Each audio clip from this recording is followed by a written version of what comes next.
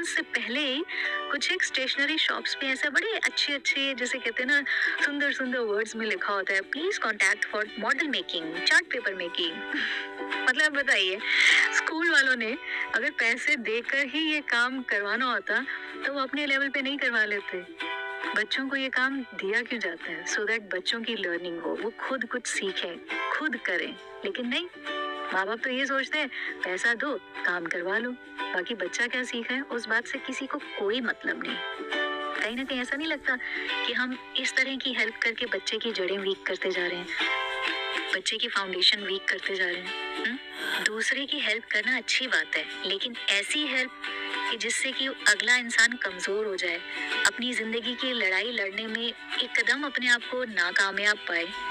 मुझे नहीं लगता कि ऐसी जिंदगी, ऐसी हेल्प कोई हेल्प है। इनफैक्ट ये हेल्प की बजाय दूसरे को मुश्किल में डालने की बात हो गई।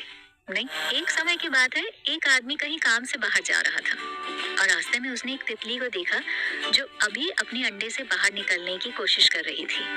वो आदमी वहीं बैठ गया और उस सीन को देखने लगा। घंटों बीत गए और वो तितली उस अंडे के उस छोटे से छेद से बाहर निकलने के लिए बहुत मेहनत, बहुत स्ट्रगल कर रही थी। लेकिन कुछ टाइम बाद ऐसा लगने लगा कि वो तितली अंडे के उस छोटे से छेद में फंस जाएगी। वहां बैठे उस आदमी को उस तितली पर बहुत दया आई। उसने सोचा कि मैं इस तितली की मदद करूंगा।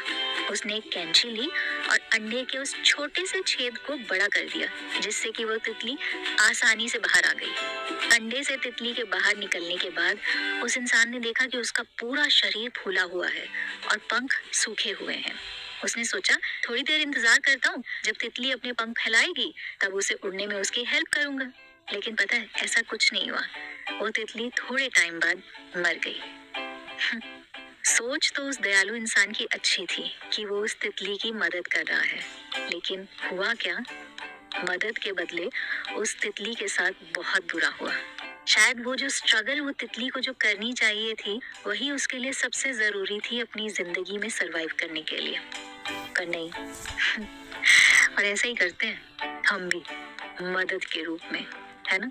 प्राचीन समय में एक राजा ने सोचा कि मैं अपने राज्य में से सबसे योग्य व्यक्ति को ढूंढना चाहता हूँ, जिसमें सारी खूबियां हो, मतलब इंसानियत भी हो, उसमें दिलेरी भी हो, वो मेहनती भी हो, मतलब कुल मिला के एक ऐसी पर्सनालिटी वाला शख्स जिसे कि वो अपने बाद अपना उत्तराधिकारी बना सके। अब ऐसा शख्स कैसे मिलता? इसके लिए उसने अपने मंत्रियों से सलाह की और एक दिन उसने एक बड़ा सा पत्थर एक सड़क के बीचों बीच रख दिया और एक झाड़ के पीछे छिपकर बैठ गया, ये देखने के लिए कि उस पत्थर को सड़क से कौन हटाता है। उस सड़क से बहुत सारे लोग आए गए, लेकिन किसी ने भी उस पत्थर को हटाया नहीं और सब लोग पत्थर के किनारे से निकल गए। और जब वो निकलते थे तो बातों ही बातों में राजा को दोष दे देते थे, या फिर राजा के मंत्रालय को दोष दे देते थे कि कैसा राजा है, सड़क को भी साफ नहीं करवाता।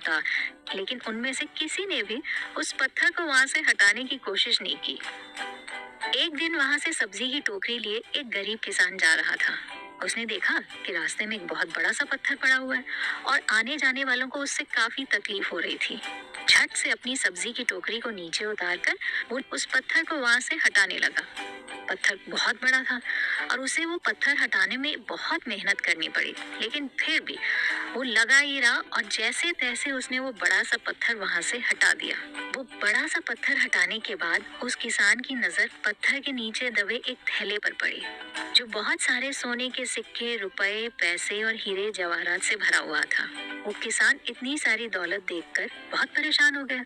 इतने में झाड़ी के पीछे छिपा हुआ राजा बाहर निकल आया और उसने उस किसान से कहा, ये सोने, चांदी, हीरे जवाहरात से भरा थैला उसका था जो इस पत्थर को हटाता। यहाँ से बहुत सारे लोग गुजरे, लेकिन किसी ने भी इतनी कोशिश नहीं की कि उस पत्थर को हटाया जाए। अंत में तुमने इस पत्थर को हटाया, इसीलिए ये थैला अब तुम्हारा हुआ। ना सिर्फ ये थैला, बल्कि मेरे जाने के बाद इस राज्य के उत्तराधिकारी भी तुम ही बनोगे। दोस्तों, क्या आपने सुना है कि एआई सबकी नौकरी ले लेगा? पर क्या आपको पता है कि वही एआई